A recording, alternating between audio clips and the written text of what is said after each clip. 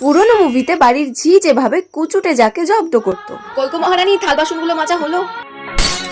এই কি, তুমি আমার লন্ডন থেকে আনা কাপটা ভেঙে ফেললে? তোমার বাবা আমাকে বলবে কাপ ভাঙা যদি এতই শখ হয় তাহলে 1 দর্জন কাপ যেন তোমার জন্য পাঠিয়ে দেয়। পরের দিন এই মেয়ে, তুমি কাপ ভাঙলে কেন?